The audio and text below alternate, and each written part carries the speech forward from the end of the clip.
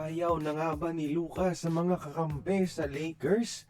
Bagong LA sa 2026 ito. Tara, kwentuhan!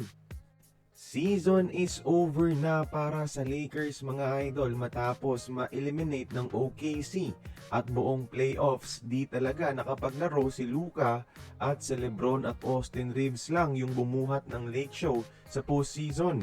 Ang problema ngayon si LeBron at Austin magiging free agent na, pati na rin si Ayton at si Smart.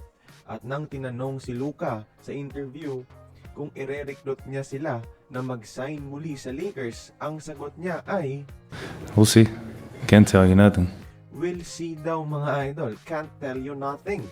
Titignan niya pa daw mga idol, meaning pag-iisipan pa ni Luka kung gusto niya pa silang makasama at malamang may mga ilan siya na ayaw na mga idol. Kasi kung gusto niya yon mga idol, sasagot yan kagad ng oo sa interview, pero ang sinabi is titignan muna.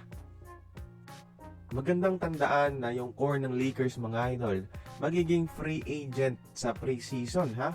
Si LeBron at saka si Austin Reeves, pati na rin si Rui Hachimura, magiging free agents talaga. At syempre, lalakas yung mga offer sa kanila ng mga ibang teams.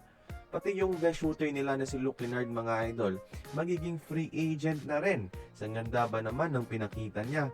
Sa time na wala si Luka at si Austin, siguradong malaki ang offer din sa kanya sa free agency. Si DeAndre Ayton na solid sa series kontra Rockets at si Marcus Smart mga idol, may player option sa kanilang kontrata, meaning pwede silang maging free agent kung hindi nila ito pipick upin. So, si Luka na lang talaga mga idol yung natitira sa Lakers rotation ni Coach JJ Redick, no? At posibleng bagong Lakers talaga ang makikita natin sa 2026 season kung hindi sila makumbinsi ni Luka na bumalik sa purple and gold. Pero para sa akin, okay na talaga yung Lakers roster ha. Kailangan na lang talaga ng 1 or 2 perimeter defenders na kaya din na magbantay ng ilalim para idagdag mga idol at magiging solid championship contender na talaga. Kaya kayo, tingin nyo ba? Sino ang aalis? Ang sino ang dapat manatili sa Lakers? Join the conversation, magkomento lamang sa ibaba.